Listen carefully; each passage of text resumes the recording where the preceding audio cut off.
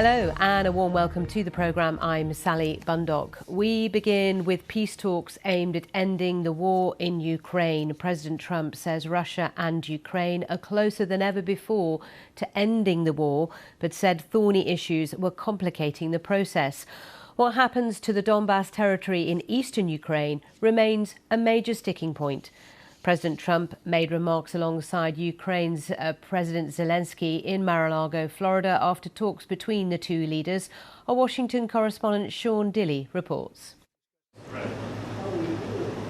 At Donald Trump's Mar-a-Lago home, a tantalising thought. I really believe we're probably, Mr. President, by far closer than ever before. A deal's not done, but President Zelenskyy thinks one is getting closer. And we discussed all the aspects of the peace framework, which includes, and we have great achievements, 20-point peace plan, 90% agreed, and US-Ukraine security guarantees, 100% agreed. And talks about investment for Ukraine from a surprising source. Russia's going to be helping. Russia wants to see Ukraine succeed. Both leaders say there's more work to do. The trickiest points that remain are territory and security. Moscow currently controls around 75% of the Donetsk region, and 99% of the neighbouring Luhansk region, known together as the Donbass.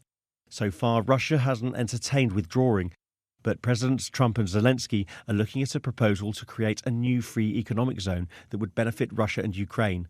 In exchange, both countries would have to agree to withdraw their military. Because you're in no position to dictate that. 10 months after this awkward scene in the Oval Office, the tone now is strikingly different. Crisis talks between Ukraine, Europe and the US appear to have soothed previous tensions. However much the US and Ukraine may agree today, what really matters now is what President Putin thinks. President Trump said he'd continue talks with Russia and Ukraine, and the world would soon know whether a deal could be done. Sean Dilley, BBC News in Washington. President Trump added that they'd both spoken to European leaders after their talks, including UK Prime Minister Sir Keir Starmer, French President Emmanuel Macron and Italian Premier Giorgia Meloni. European Commission President Ursula von der Leyen welcomed the good progress made during talks. Earlier, Trump had a phone call with Russian President Vladimir Putin and said he believed the Russian leader wants Ukraine to succeed. Well, Ukrainian foreign policy expert Olena Prokopenko from the German Marshall Fund gave me her assessment of these talks. Well, the fact that this meeting did take place despite the holiday season already suggests that the peace talks remain high on President Trump's agenda, although the tone of the meeting seems to have been heavily influenced by the phone call that President Trump had with Vladimir Putin prior to meeting with President Zelenskyy.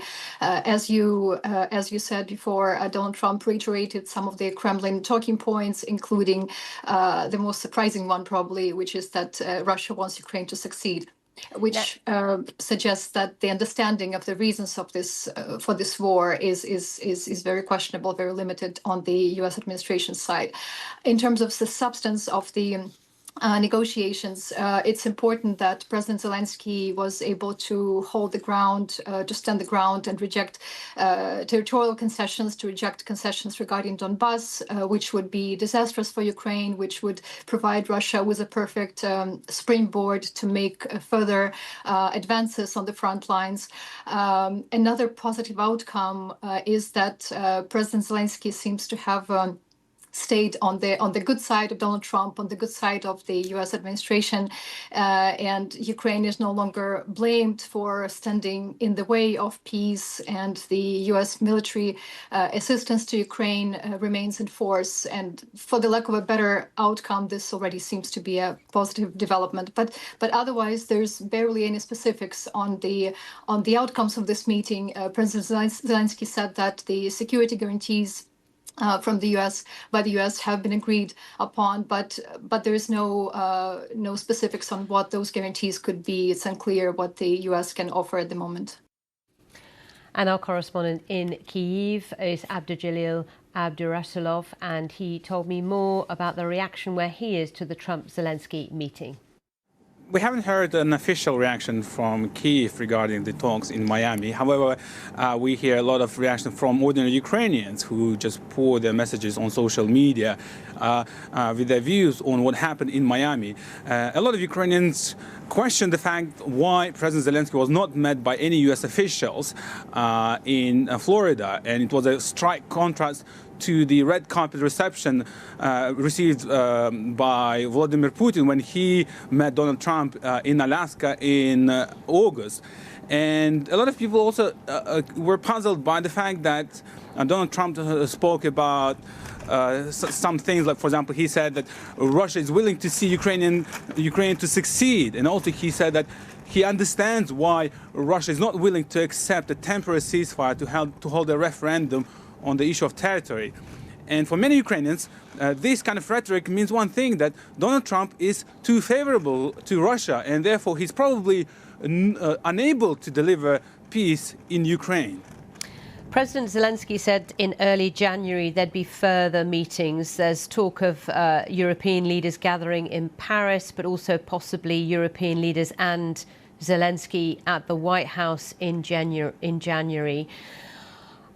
What hope is there that 2026 could mark an end to this war? Well, the general attitude here in Ukraine is that the war will probably drag on for much longer. There is, of course, a hope that it will end next year, but a lot of people view it that the reality is that Russia's position and Ukraine's position are irreconcilable. Russia wants those territories in the east to be given to them, and they want Ukrainian forces to withdraw from Donetsk and Lugansk regions in the east. And Ukraine's position is that they want to freeze the current front line and keep their positions. And the compromise that the United States offered to have a demilitarized zone could be accepted by Ukraine, but Kyiv says that it would work only if it's approved by referendum. But Russia says that they will not accept a temporary ceasefire so that they could allow this referendum to happen. That means there will be no referendum. So the issue of the territory is not resolved, and therefore this will be addressed again and again at every single meeting. But so far, it's not clear how both sides will find a common ground to address this issue.